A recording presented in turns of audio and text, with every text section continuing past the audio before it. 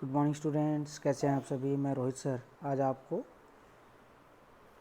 Long answer type question 5 marks के 3 questions आज आपको समझाऊंगा और ये क्वेश्चन आपको कम से कम 2 या 3 बार रिवाइज करना है। तो उसमें से पहला क्वेश्चन है question number first, how do good animal husbandry practices benefit farmers. ये किस प्रकार से good animal husbandry practices farmers को बेनिफिट करती है। तो देखिए, एनिमल हस्बेंड्री एक क्या है, साइंटिफिक मैनेजमेंट है। जहाँ पर जानवर क्या रहते हैं वहाँ पर हम साइंटिफिक वे में क्या करते हैं, मैनेजमेंट करने का काम करते हैं। It includes various aspects such as the feeding, breeding and disease control. इनके अंदर बहुत सारी चीज़ें आ जाती हैं। जब हम साइंटिफिक मैनेजमेंट की बात करते हैं तो फीडिंग, ब्रीडिंग और disease control. As the population increase, मतलब जिस प्रकार से पॉपुलेशन बढ़ती जा रही है उसी प्रकार से लिविंग स्टैंडर्ड भी क्या होते जा रहे हैं, इंक्रीज होते जा रहे हैं।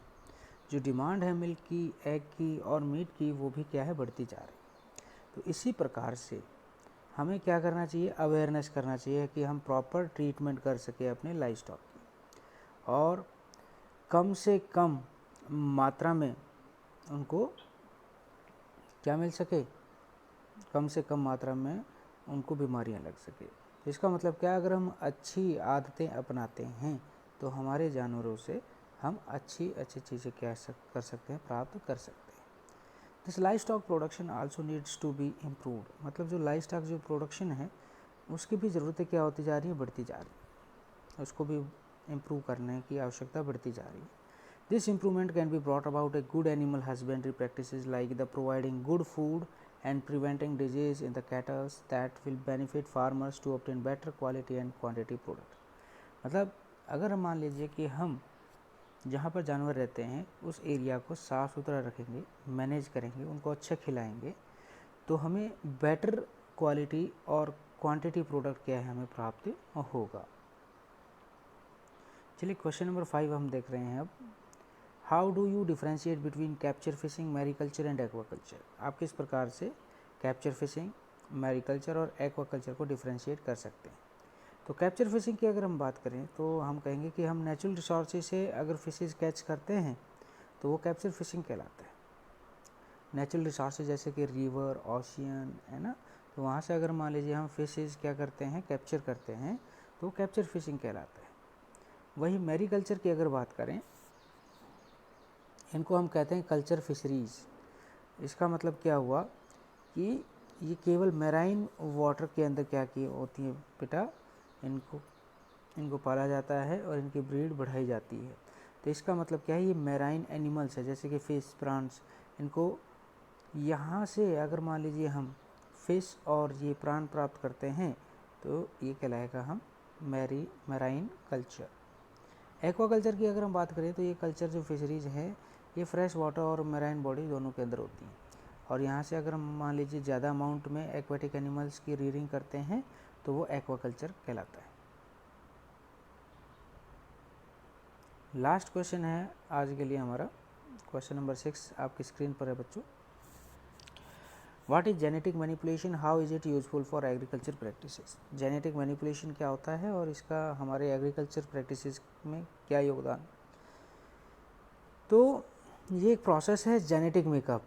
जितने भी जो क्रॉप प्लांट्स हैं हम उनका क्या करते हैं, जेनेटिक मेकअप करते हैं ताकि उनकी जो डिज़ायर जो करैक्टर्स हैं वो प्राप्त किए जा सके, उनको इम्प्रूव किया जा सके। एडवांटेजेस क्या क्या हैं जेनेटिक मैनिपुलेशन के, इससे हमें हाई यील्ड वेराइटीज़ के क्या होते हैं, हाई यील्डिंग वेराइटीज़, मतलब ज़्यादा से ज़्यादा अनाज प्राप्त हो पाएगा। डिजीज़ रेजिस्टेंट वेराइटी हमें प्राप्त होगी। ये पेस्ट रेजिस्टेंट वैरायटी भी क्या कर सकते हैं हम जेनेटिक मैनिपुलेशन से प्राप्त कर सकते हैं। और ये बहुत सारी शॉर्ट मैचुरेशन पीरियड, मतलब कम समय में ही हम क्या कर सकते हैं, अच्छी क्वालिटी क्या कर सकते हैं, प्राप्त कर सकते हैं। और इसके अलावा हम यहाँ से बेटर क्वालिटी के क्या हैं, प्रोडक्ट प्राप्त कर सकते हैं। और यहाँ से जेनेटिक मैनिपुलेशन के तहत हम बायोटिक और एबायोटिक स्ट्रेसेस रेजिस्टेंट वैरायटी भी क्या कर सकते हैं, प्राप्त कर सकते हैं। तो इसलिए हमें जेनेटिक मैनिपुलेशन करना चाहिए। सिंपल भाषा में अगर समझने की कोशिश करें तो हम डिजायरेबल जो करैक्टर्स हैं वो प्लांट के अंदर क्या कराते हैं, इंट्रोड्यूस कराते हैं, और ये लैब के अंदर होता है बच्चों, और ये एग्रीकल्चर प्रैक्टिसेस होती हैं। वहाँ जब ये चीज़ें जाती हैं तो इसका मतलब क्या हुआ कि हमारी जो प्रोडक्शन है वो क्या बढ़ेगी और इम्प्रूव भी होगी, उसकी क्वालिटी और क्वांटिटी दोनों इम्प्रूव होंगी। तो इसलिए हमें जेनेटिक मैनिपुलेशन करना पड़ता है।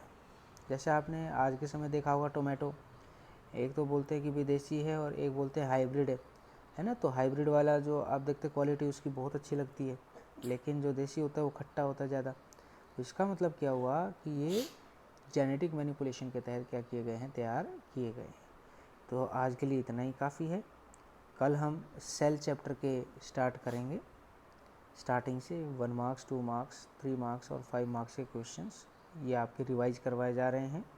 और कोई भी क्वेश्चन अगर डाउटफुल लगता है तो आप मैसेज करके मुझसे पूछ सकते हैं। चलिए, कल फिर मुलाकात होगी आप लोगों से। धन्यवाद।